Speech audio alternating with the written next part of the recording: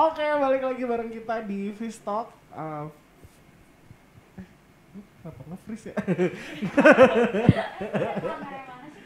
Kita lihat kameranya yang itu yang tengah. Oke. Tuh, ini mungkin pertama kali banget ya. Beberapa teman-teman kita yang ada di sini baru join Fish Talk. Gue berasa kayak anak muda nih di tengah-tengah. Oh, Di begitu. tengah-tengah mahasiswa. Sebenarnya gue juga anak muda sih, cuman kebetulan udah nggak kuliah lagi gitu kan. I see. Udah lulus.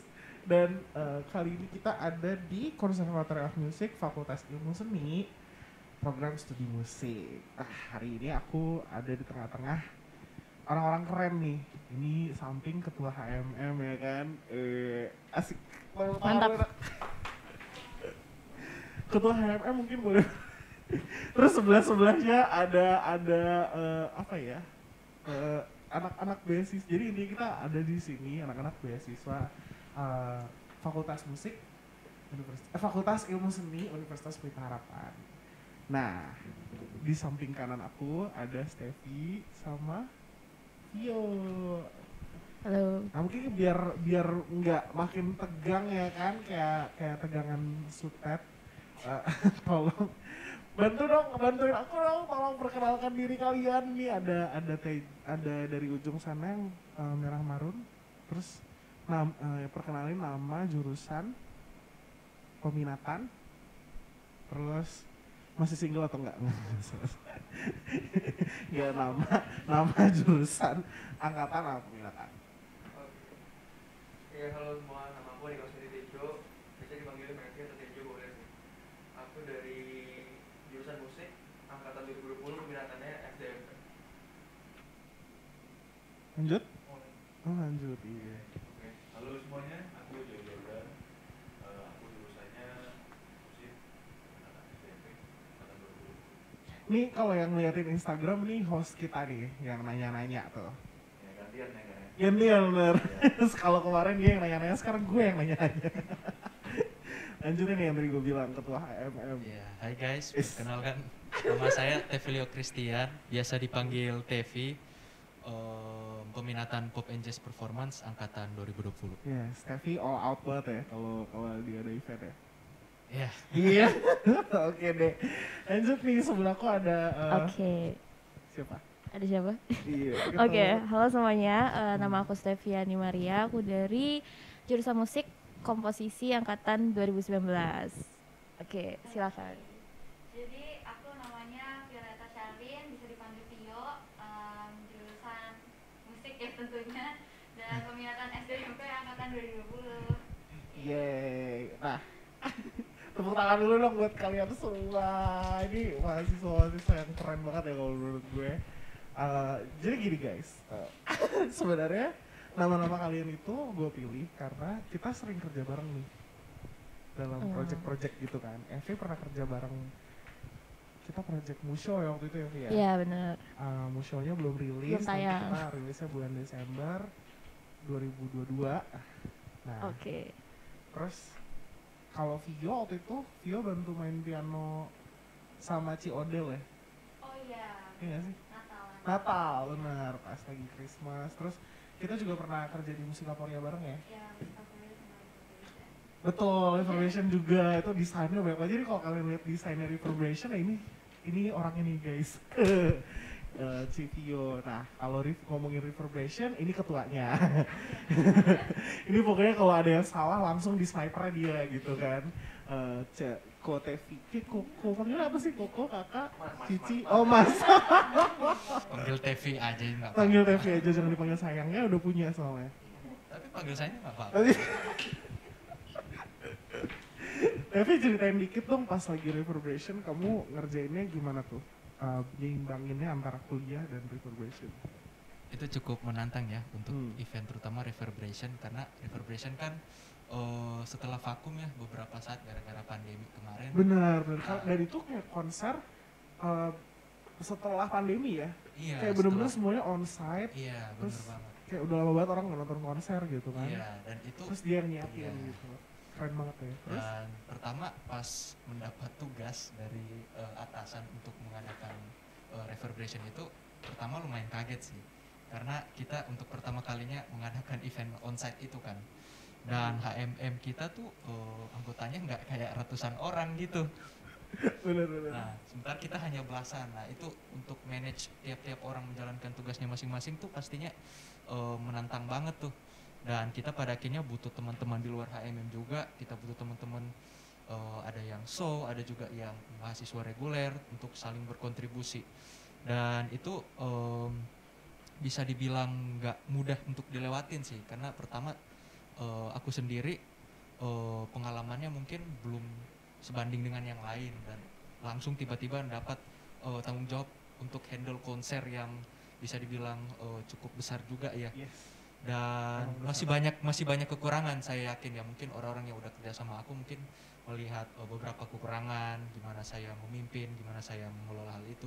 Tapi di luar itu saya tetap bersyukur sih, karena bisa mendapatkan hal-hal baru dari hal itu, dan pada akhirnya untuk kedepannya bisa menjadi lebih baik. Jadi ini kayak Reverberation di post pandemi ini bisa jadi kayak semacam fondasi kuat lah bagi kita jurusan musik dan bagi mahasiswa-mahasiswa. Dan untuk menyeimbangkan antara kuliah itu lumayan sih, kayak dalam satu hari itu kayak non-stop lah, nggak ada waktu untuk tidur siang. Dan itu berbulan-bulan ya, sekitar 2 bulan 3 bulan. Iya, berbulan-bulan. Dan rasanya kalau kayak ada kita kepengen pengen lari dari situ tuh kayak nggak bisa, karena tanggung jawabnya tuh kayak besar banget, kayak nggak bisa jalan kalau nggak ada kita gitu kan. Dan itu emang perlu semangat sih. Itu untuk menyeimbangkan hal itu perlu motivasi yang kuat dan semangat yang besar dulu sih. Kira-kira siapa sih yang motivasi kamu terus pulang? Gak usah dijawab. Tapi emang iya sih, berarti emang susah banget ya untuk kayak escape dari your responsibility as ketua Reverberation. Kita nggak bisa escape ya, harus ya, karena kita di situ ya kita harus bisanya kita bertanggung jawab dan menyelesaikan hal itu. Betul, apalagi kalau ada anak lu yang escape, nah lu harus ya kan? Jadi advance-nya di situ. Iya. Wow, keren banget ya ini beasiswa. Apa sih mahasiswa kita di Fakultas Musik yang kemarin ngadain Reverberation, ngundang Dira Sugandi juga kan ya kita? Iya. Sama Beryl Kumahua ya. Kumahua, ada Kak Sri Hanuraga dan banyak lagi lah. Yes. Seru pokoknya waktu itu. Seru banget. Nah nih, kan gue lihat lo ada support system kan? Yes.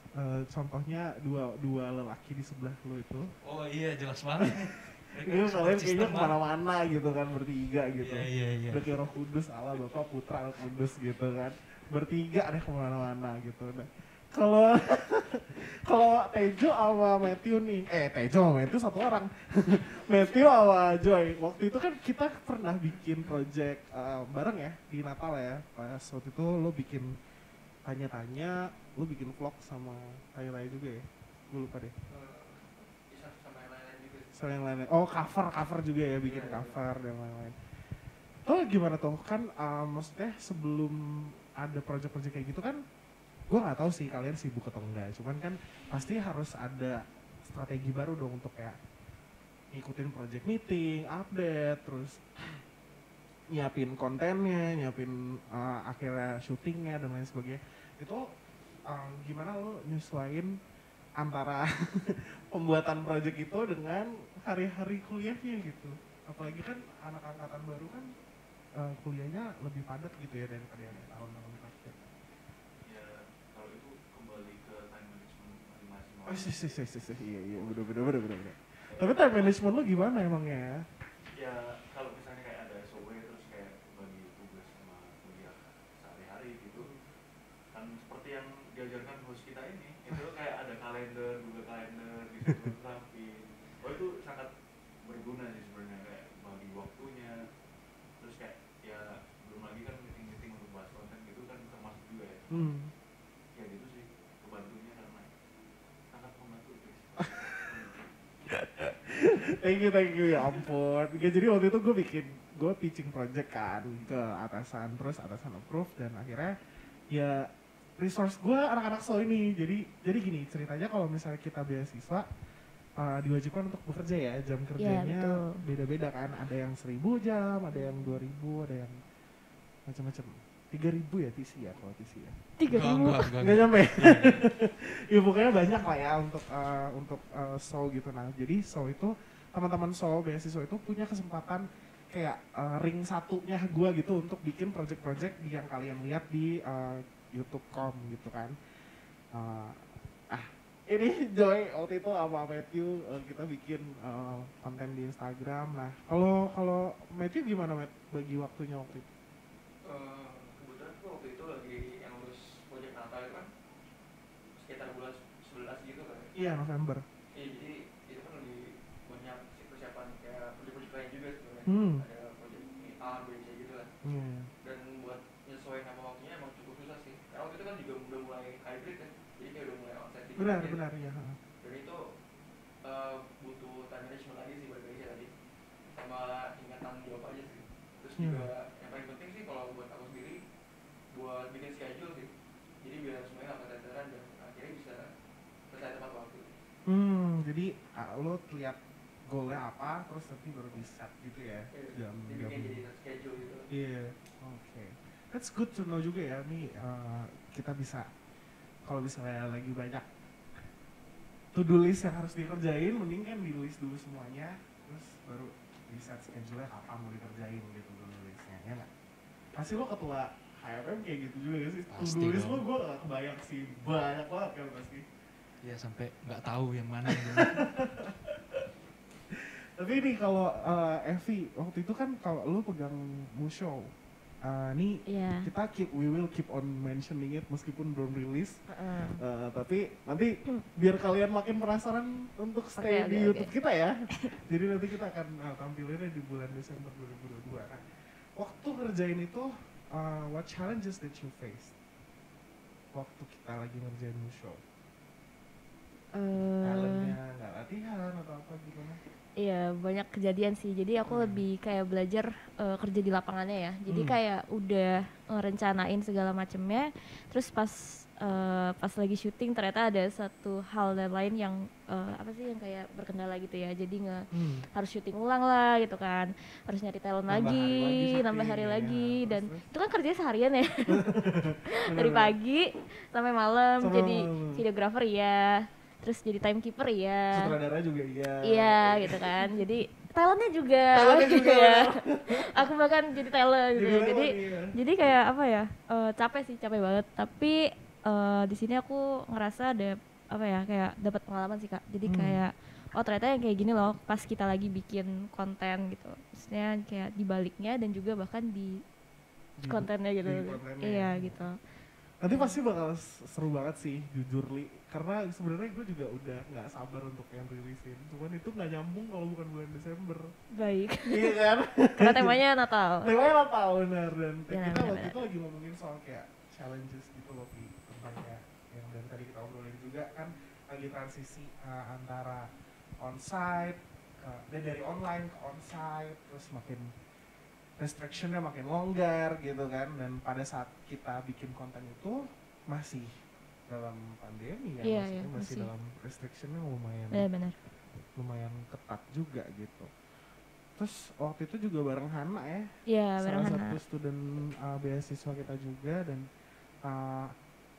ketika gue pitching project ini ke kalian, what do you think as a soul students? Pernah gak sih ngegarap kerjaan kayak gini sebelumnya? Terus maksudnya kayak achievable gak sih dalam timeline kuliah lo gitu?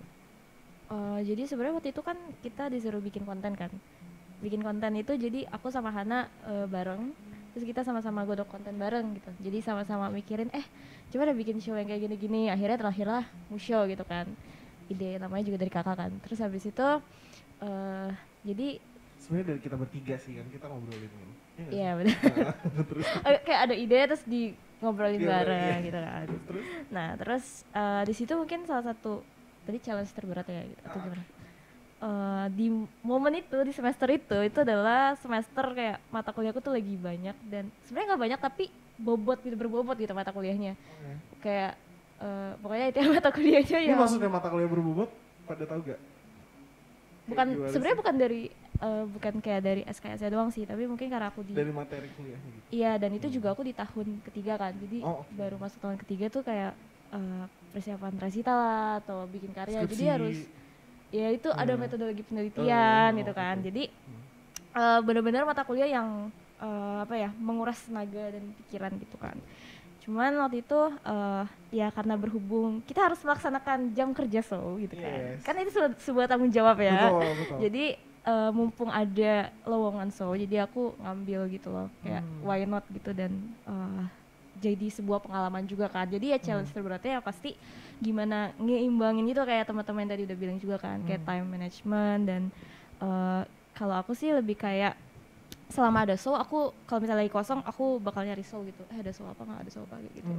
Kayak gitu sih Kak. Jadi waktu itu lebih proaktif untuk mencari jam show. Iya gitu iya ya. benar-benar. Oke. Soalnya kalau nunggu doang nggak bisa. Aku pernah waktu itu 1 semester nggak show sama sekali. Ya ampun, ini nggak boleh ditiru ya. Tolong, ini adik-adik kelasnya. Jangan ditiru. Tapi itu semester Axel, dan itu kayak perpindahan dari dari offline ke online kan. Jadi di Axel itu tuh dari offline ke online.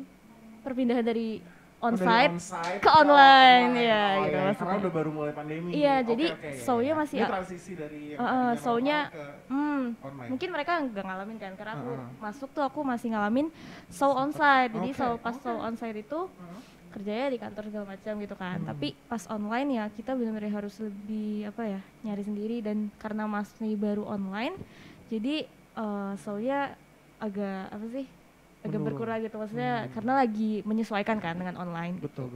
Kayak gitu sih kan. Ya itu everybody work. Jadi kemana-mana. Iya, tapi pada saat itu kan semua orang juga lagi sedang berusaha untuk menyesuaikan Yes, diri gitu kan. benar. Karena megap-megap awal-awal pandemi nggak ada yang tahu juga akan menghadapi what we are facing today gitu kan. Yes. Tapi pada saat pengerjaanmu show itu mengganggu akademik lo nggak?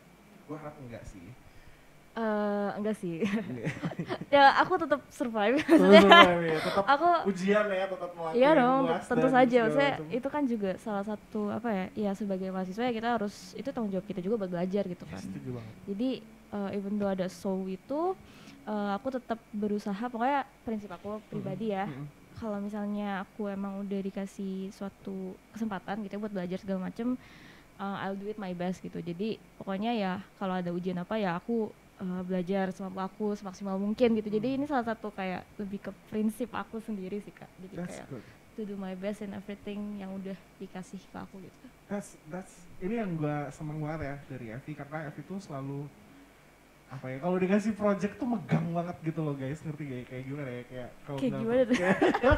maksudnya kayak nggak pernah yang kayak kalau misalnya lo diminta ya kayak gitu megang project, lo nggak akan setengah-setengah gitu loh, kayak mikirin dari awal sampai akhir, mesenin ruangan segala macam, bahkan kayak Kak anaknya makan dikasih gak gitu ya. Itu gue yang sebagai leader project aja nggak mikirin untuk konsumsi gitu, tapi lo yang mikirin. Jadi gue kayak ini satu bentuk inisiatif yang gue nggak pernah ngerasa kayak anak-anak saya yang lain tuh pernah kayak gini gitu.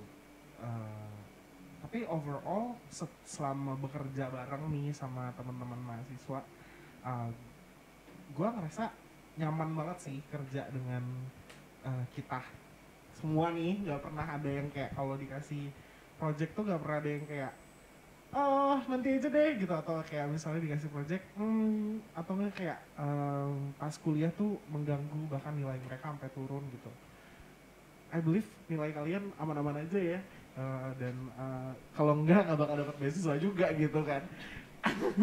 Dan sebagai musisi juga pasti kan ada karakter yang nggak semua orang punya gitu kan. Tapi musisi itu nggak cuman musisi, kita juga ada desainer di sini. Itu ada Vio tuh yang ngedesain semua yang kalian lihat di Reverberation, dan aku ngerasa bangga banget punya dia. Punya dia. Dia bukan punya aku sih, itu punya Fakultas Ilmu Seni ya. Vio, kamu ngedesain 70 lembar desain dalam waktu 2 bulan. That is crazy.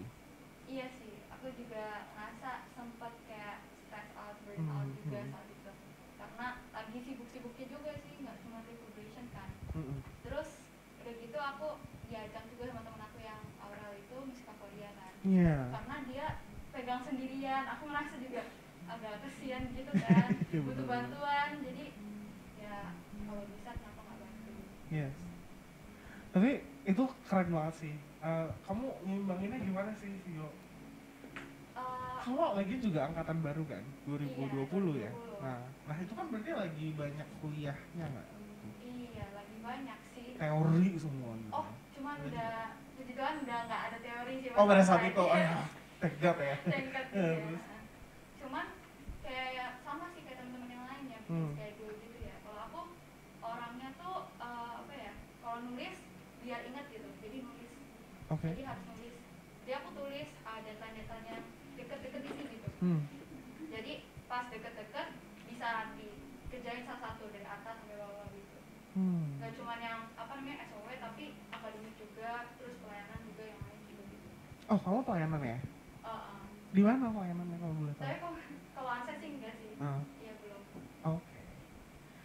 Wow, nih berarti iya aku juga lupa nanyain soal pelayanan ya. Kalian juga melayani gak sih teman-teman cowok-cowok ini? Kalian pasti main musik di gereja kan? Iya kan. Kamu megang apa? Aku di gitar. Doang? Atau yang lain-lain juga?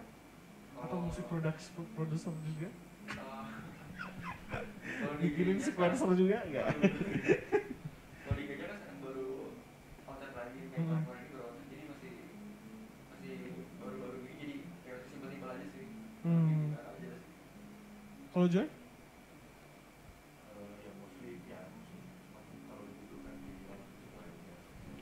Gila ini multi talent banget. Instrumental dong. Apa? Multi instrumental. Multi instrumental, yes, bener banget nih. Joy banget deh pokoknya. Tapi Vio, kamu pada saat lagi desain kemarin itu inspirasi kamu apa sih? Pasti kan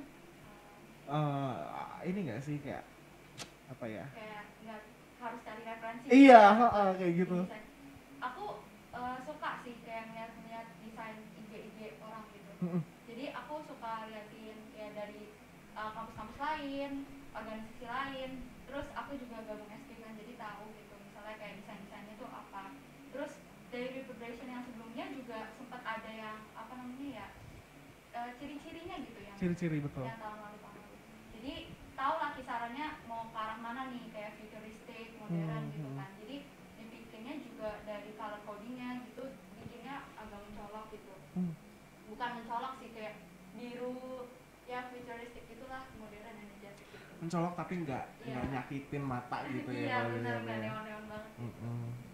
Tapi aku dengar juga kamu dibantu sama Bapak Ketua kita. Betul. Makasih. Sama-sama.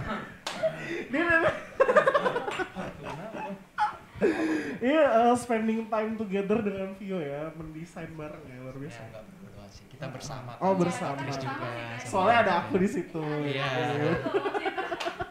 Habis ganggu nih kali. Iya. Waduh. Gue. Enggak. Gak boleh ya, ini udah ada yang punya soalnya. Oke. Tapi kalian penasaran deh, apa sih yang bikin udah banyak kan workload-nya udah pada saat, maksudnya you guys are in the reality right now gitu kan. Kuliah susah, mesti kerja juga mesti nyimbangin antara kuliah dan kerja gitu kan. Nanti pada saat spoiler warning ya, pada saat lo udah kerja seperti gue juga perlu menyeimbangkan banyak hal dalam hidup gue gitu. Nah, pada saat-saat ini, apakah kalian ngerasa kalau musik itu is the way to go? Kebayang nggak maksudnya kayak kenapa sih akhirnya dari awal tuh kalian mau memilih musik sebagai your path untuk formal education gitu? Mungkin dari Tevi kali bisa jawab. Kalau aku satu hal karena aku emang udah cinta sama musik ya. Jadi Susah ya jawabannya. Emang udah cinta, oke. Terus. dari kecintaan itu jadi emang udah dari apa ya? Udah dari SMA udah kayak planning bahwa ke depan itu aku ya emang akan apapun itu pokoknya yang berhubungan dengan musik lah, pokoknya aku pengen bener-bener fight di bagian itu. Walaupun mungkin realita jadi musisi itu nggak semudah yang kita kira ya kira-kira gitu. Dan satu hal juga musik ini juga kan sangat mendukung pelayanan ya. Benar. Setuju banget. Tanpa musik rasanya tuh pelayanan tuh kayak nggak ada warnanya gitu. Betul. Jadi nggak apa-apa dan aku Minimal bersyukur kita bahwa iya gitu ya. Tuhan, aku bersyukur kalau Tuhan itu memberikan musik menghargai seni untuk hal itu, dan itu jadi hal yang sangat luar biasa. Dan musik itu gimana ya, bisa gampang masuk ke hati orang lah pokoknya. Maksudnya kita nggak perlu kata-kata yang gimana-gimana amat, tapi kalau asalkan musiknya keren gitu, terus kayak menyentuh melo-melo gitu, bisa gampang banget itu menyentuh hati orang. Dan itu mantap sih pokoknya. Gitu. Ini agak sedikit gombal ya gini dengarnya ya. Oke. Kalau Matthew? Kalau aku dari SMA itu ya, sebenarnya kayak kayak tadi kayak tadi sih, jadi kayak teacher udah pelayanan banget. Dan aku musik juga emang tujuannya kedepannya buat pelayanan juga gitu. Terus sempat sharing juga sama om aku, kan om aku juga musik juga musisi. Dan ya udah coba ambil musik aja sekalian, jadi kayak jangan setengah-setengah gitu loh. Karena emang aku bukan tipenya orang yang kerja di belakang meja gitu kan. Jadi emang ya aku rasa aku cocok di musik, aku suka senang, dan ya udah coba jalanin aja sih. Kalau nggak salah sekarang udah punya kayak semacam apa ya, musik production yang bisa servicesnya lu jual ke orang gitu ya, bareng sama tim lo. Lebih ke sebenarnya belum ke publik banget sih, lebih ke teman-teman yang minta aja gitu. Oke. Ya. Tapi udah ada groundnya dari sekarang kan, kalau it could be something as your new business in the future gitu kan. Ya mudah-mudahan lah. Mudah-mudahan. Keep it up ya berarti ya, jangan Ya, ditinggalin. ya. Keep improving. Ini Matthew tuh bisa rilisin single kalian guys. Jadi kalau kalian mau ngelusin single, EP, album silahkan. Dia leadernya. Jadi cocok banget emang, bukan tipe orang yang kerja di balik meja ya. Tapi kalau lo ngerjain project pun tetap di balik meja dan layar komputer gitu kan. Gak di kantor gitu. Gak di kantor ya bener. Kalau Joy gimana Joy? Sama juga, pelayanan juga. Iya, kalau aku Tapi nggak bentar deh, kalau lo kenapa bisa multi talenta tuh gue bilang multi instrumen? Iya. Maksudnya apakah dari kecil lo emang udah belajar musik banyak banget gitu?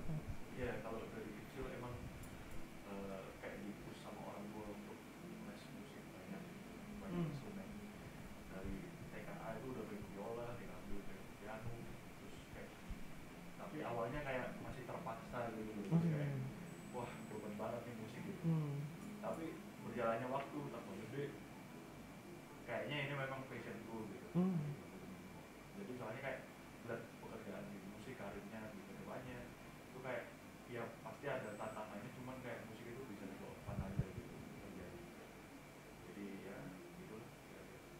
Jadi akhirnya yang tadinya emang orang tua infuse lo dengan musik, lama-lama Ditambah juga. ditambah Iya. juga. Oke.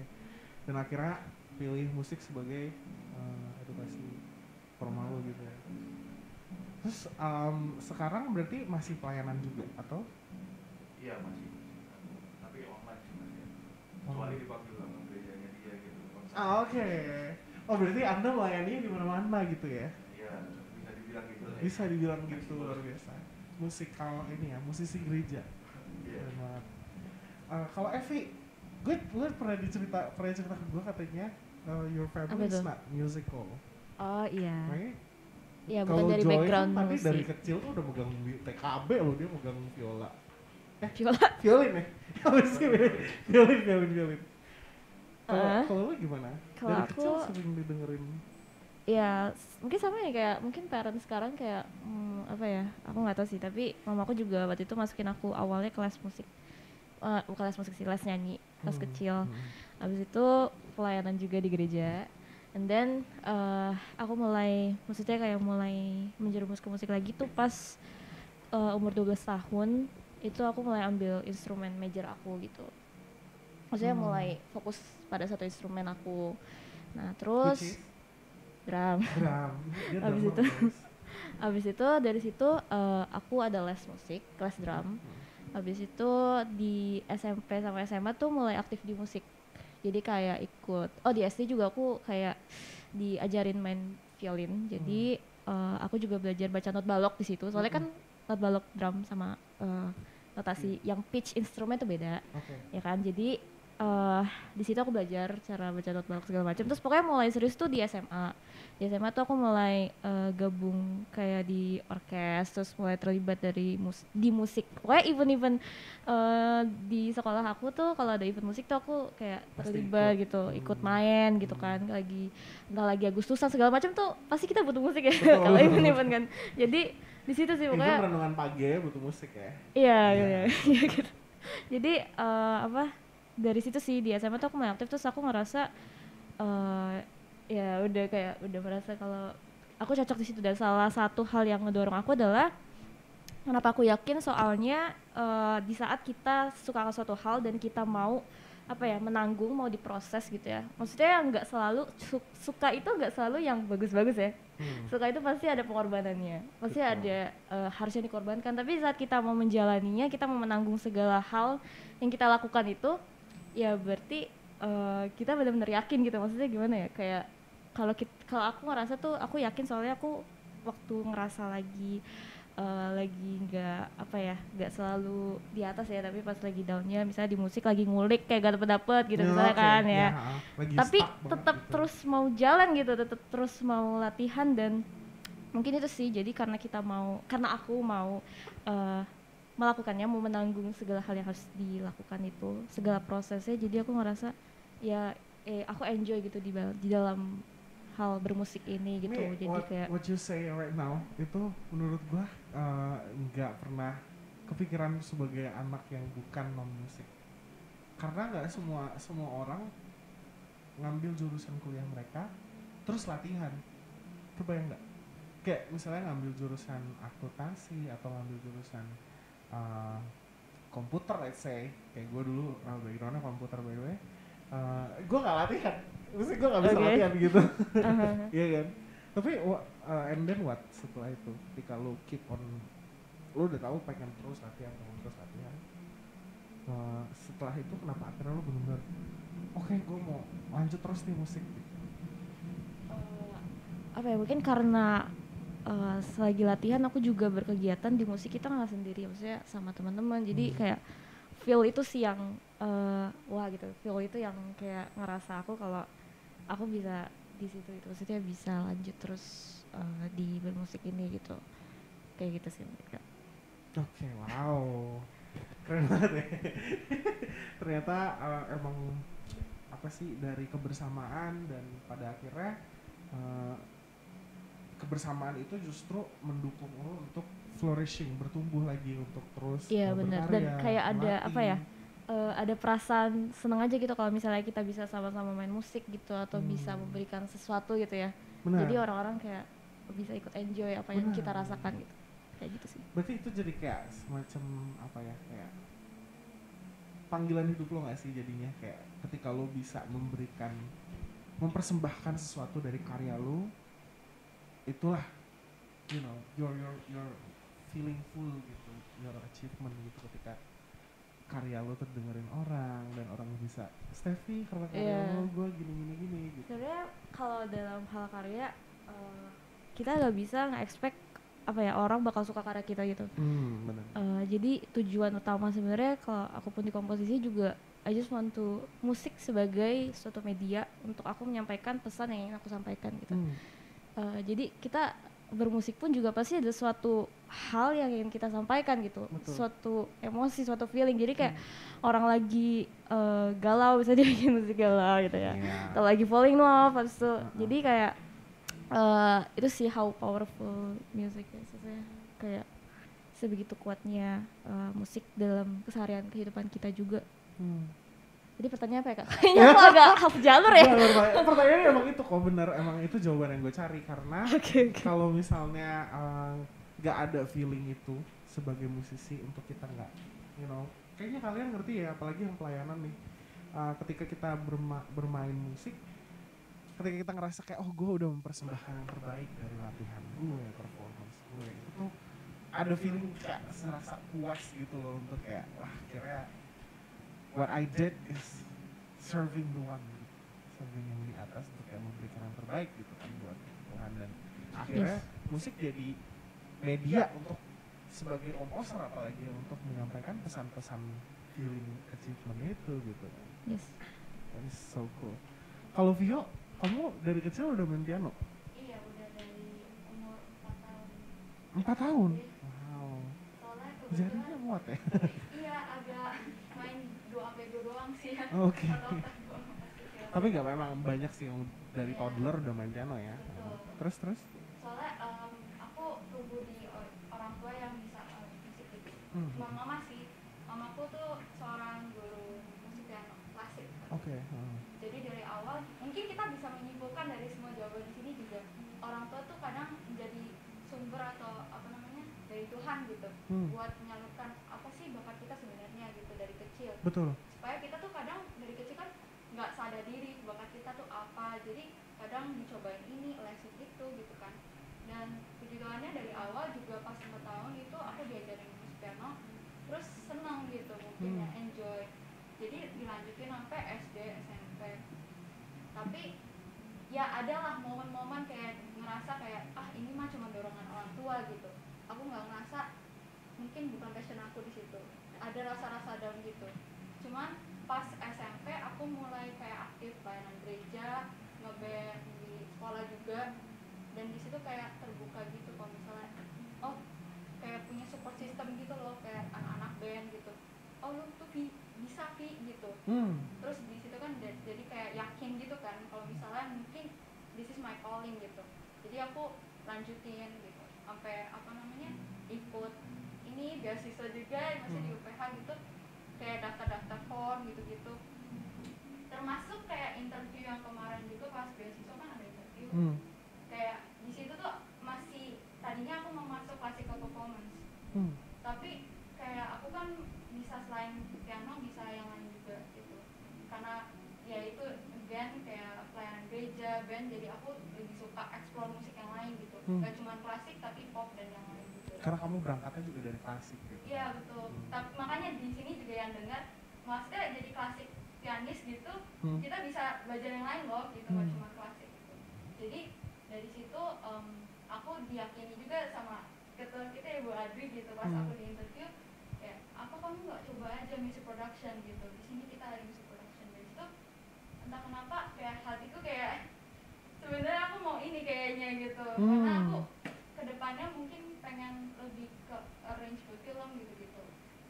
Jadi ya bersyukur sih bisa di sini. Jadi aku juga yakinin kalau misalnya kedepan ini juga bisa my calling gitu, bisa menjadi panggilan aku gitu. Wow, ternyata dari seru banget ya, punya calling yang akhirnya semakin terarah dan semakin terfokus gitu dengan bantuan dari berbagai input di sekitar kamu ya kan, keren banget. Nah teman-teman, kita kayaknya perlu break dulu sebentar untuk kita lanjutin, dan di sesi berikutnya kita akan bermain games bersama. Oke, jadi nanti kalau yang masih pengen kepo, stay tune di episode berikutnya.